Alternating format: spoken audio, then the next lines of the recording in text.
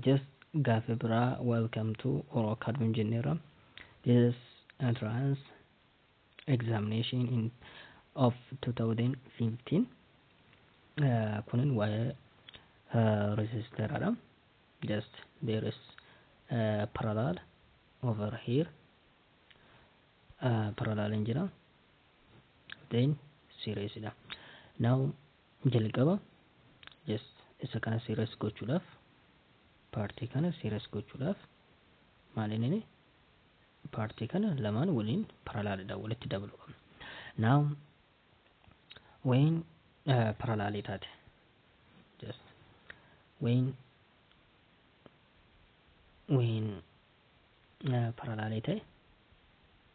parallelity maal goona just 1 over r is equals to 1 over r 1 plus 1 over r2 da isa kana barbaadna. Yes, equivalent malini resistance barbaadudhaaf. When your resistance are in series yoo ta'e malini just r equivalent is equals to r1 plus r2 up to rn da. Kunillee malini up to 1 over rn da. Garuu isa kana booda malini fuggisu just fuggisu reverse gooneeti fayyadamna jechuudha. Well, so bifa kanaan nu kenname amma immoo gara gaafii keenyaatti haa ceenu. So over here 3 in the 6 are what? Parallel yoo ta'u 1 over resistance is equals to what? 1 over 3 plus 1 over 6. Now LCM in isaanii meeqa? 6 over kana yommuu just 230 plus 1 kun immoo maal inni 3 over what? 6. Now kana jechuun 1 over rn is equals to 3 over 6 yommuu reverse goon rn is equals to 6 over 3 jechuun 2 ta'a jechuudha. 2 ohmidha. Now 2 ohm qabna. Just yommuu kana qajeelchine barreessuun just isa akkanaati.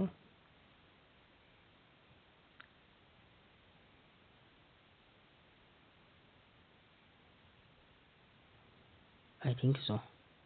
Natti fakkaata. Of course. So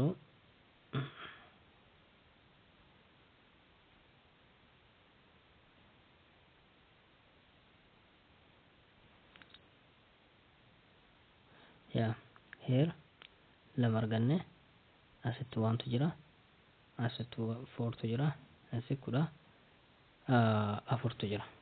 Now yoo resistance totally taate maalini now kunif just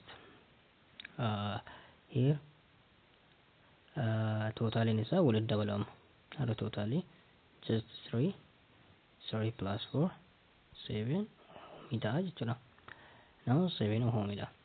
Now isa kanarraa immoo just yoo I barbaanne I is equals to V over R is equals to V 40 over what? Just 7 is equals to 2 ampere. Devi is angana 7 ohm into 2 ampere double barbaanna jechuudha. Over where is 7? Okay. Now malini what at the current 3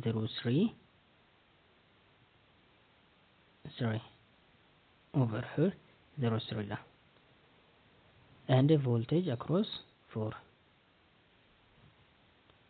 Now currentin ken arganneera. Currentin kenna meeqa? Lama arganneera. Currentin asirra just afurarra dhufu kunillee meeqa?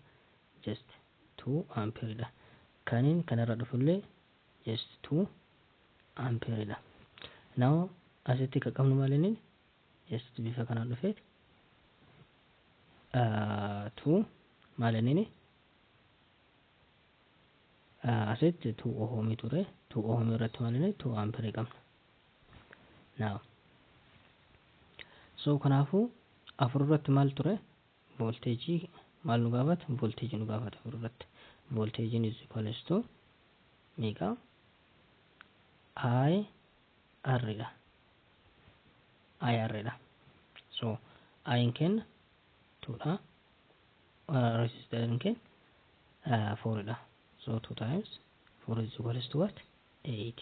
So kanaafu voltage kenna afur irratti maal 8 dha jechuudha asirratti 8 dha. So 18 isa jira just here and here. So kanaafu kana x goneera.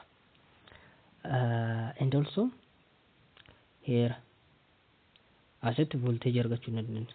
Voltage kana afur. Kanaafu kuniif kun parallel dha.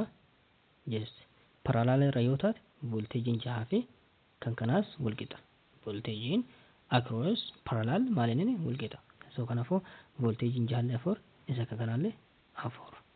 So